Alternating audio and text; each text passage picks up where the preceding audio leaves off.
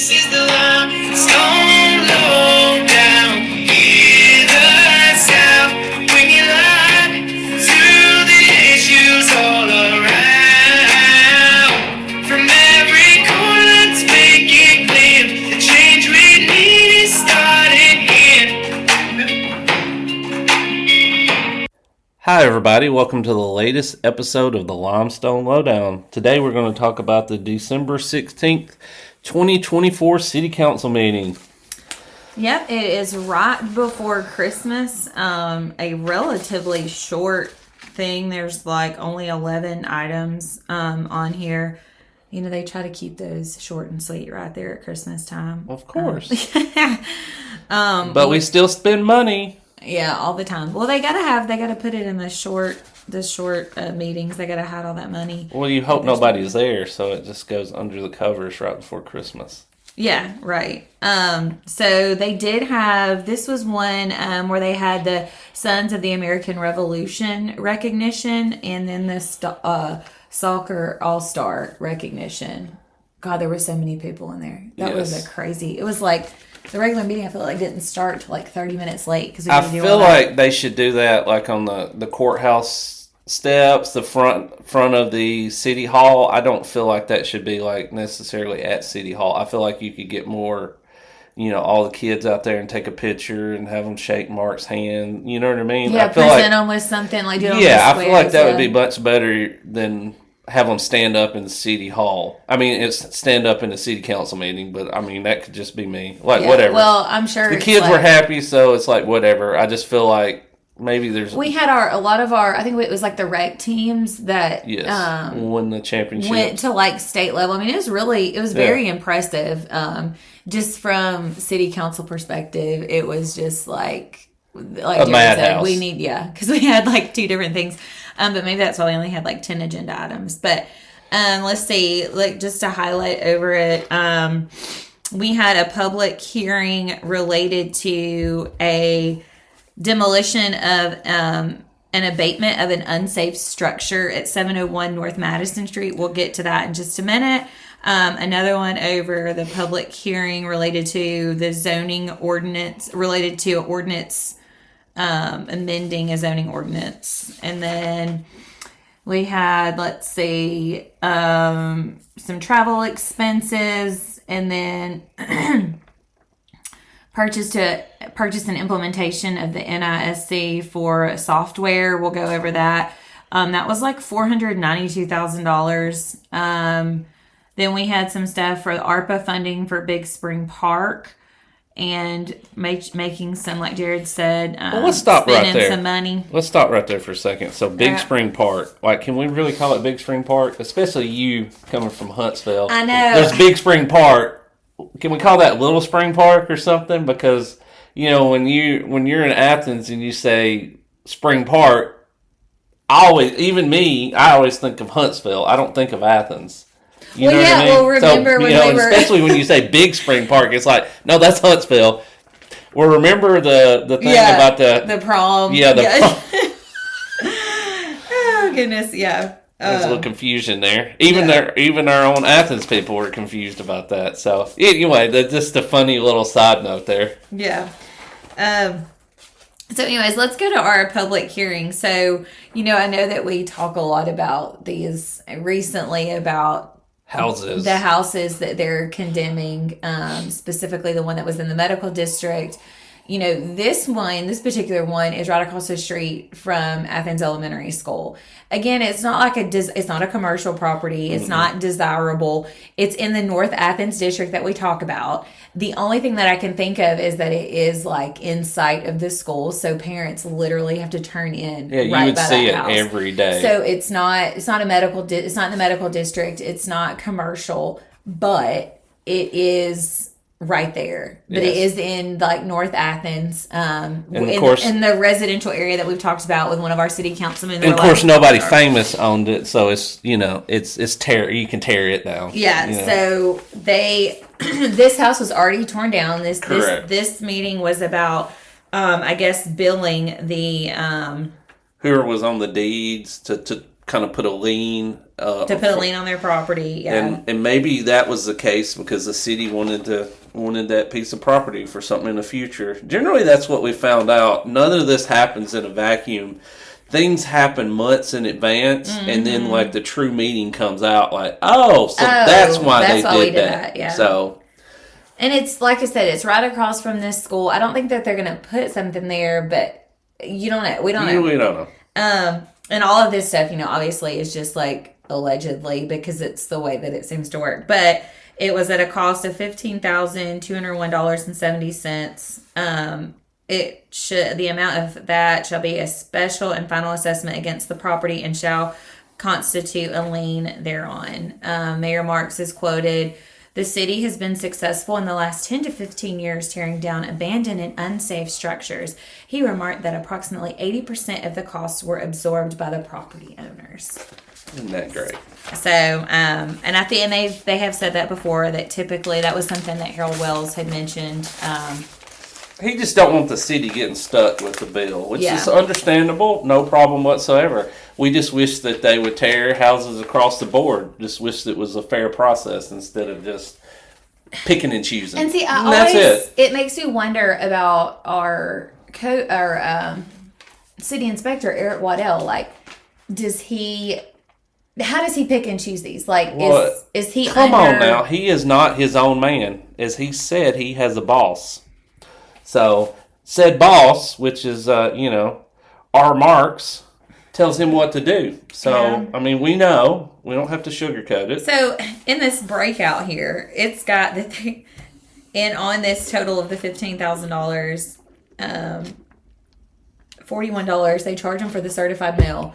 And what's crazy is that, like, we have figured out that they send these letters certified to that address. They don't even send them to where the owners live. Exactly. And they don't even have a clue a lot of times. So you're charging them for, and we only say that because that's what happened in the one in the medical district, is they did not receive a letter. They didn't even know this was going to go in front of city council. So it's just kind of funny to me that they charge them $41 to send something certified that they don't even really receive. So, and then we had some travel classes for people that was approved, and then we had there was some funds that were approved by the city council. Jared, you want to talk about that? Where was that at? So yeah, we had a couple interesting resolutions here during the regular meeting, specifically resolutions E through I, which E being the Big Spring Park, which we were just joking about. More of that coronavirus money. It's like, is that an endless thing? That was $8,000. How much money do we got? How much that we got left? That's what I'm saying. We need to ask that, because the next one, Resolution F, was the same thing. $26,000, almost $27,000 for the purchase of data license. Also coronavirus funds. So it's like, huh?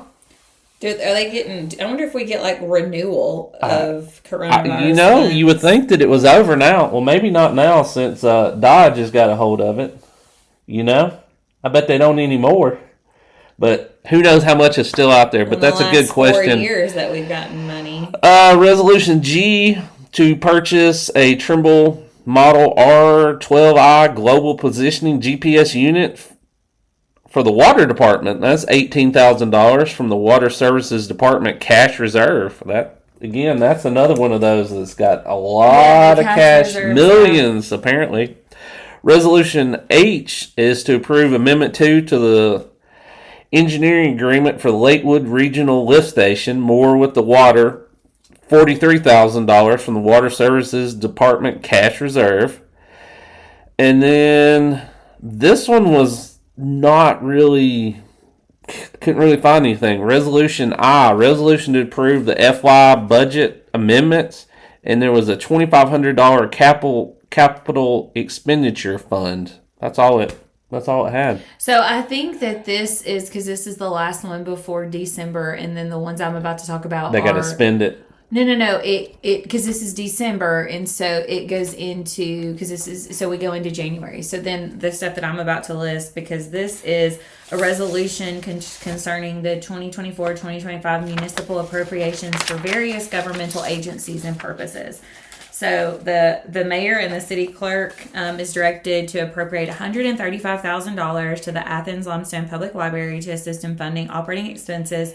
The mayor and city clerk are authorized to release said funds at his discretion. The mayor and city clerk is directed to appropriate $30,000 to the Houston Memorial Library. Okay, let's talk about that for a second. You know where that's at, right? Yeah. So, have you ever seen anybody in it? Yeah. And then they host events throughout the year. I mean, yeah, there was somebody going in there the other day. I'm just wondering, since we're giving $135 to the public library and it's so nice, should we really be supporting that if it can't support itself? Oh my gosh, really? It's a historic house. I'm just saying. Yeah, like you want. I'm just saying. It's got the marker in front of it. They've preserved it. They host annual events like Christmas parties and stuff there. And I mean, $30,000 is like pennies on the dollar. So like No, it gets more than that. This is just straight from them. I mean, I support that. Like, that's one of the reasons people love to be here is the historic downtown deal. So, anyways, we can agree to disagree. The mayor and city clerk is further authorized to expend up to $10,000 in connection with the maintenance of the public library and the museum. Well, that makes it 40 now. But that says public of the... Oh, yeah. Okay. Well, 40,000. But I guess because they have the museum in there, because it is a historic property.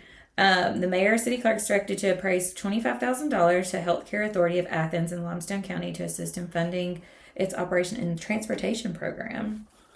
The mayor or city clerk is directed to appropriate a one-time allocation of $6,000 to Athens State University as a contribution towards the construction of the Vietnam Healing Wall Project. And then let's see the next one. It's got so the mayor or city clerk is directed to enter into a contract with the Boys and Girls Club of North Alabama. The city will pay $25,000 as an appropriation in exchange for the planning, establishment, and furnishing of recreational, social, and cultural facilities, services, and programs made available open to the youth of the city. They're entering into a contract with Athens Limestone County Tourism Association for $110,000. They'll do a one-time appropriation of $15,000 in support of the Tri-State Conference Athens has been selected to host for 2025. Athens Limestone County Beautification Board, they will pay $7,000 in exchange for maintaining the health and cleanliness of this city. Is that part of that, like, Keep Athens Beautiful? No, that's next. Oh, so then we're paying Keep Athens Limestone Beautiful $27,000 in exchange for maintaining health and cleanliness of this city and improving its public parks, grounds, and boulevards. Athens Limestone County Family Resource Center, they'll pay them $20,000. Athens Limestone Learn to Read, $10,000.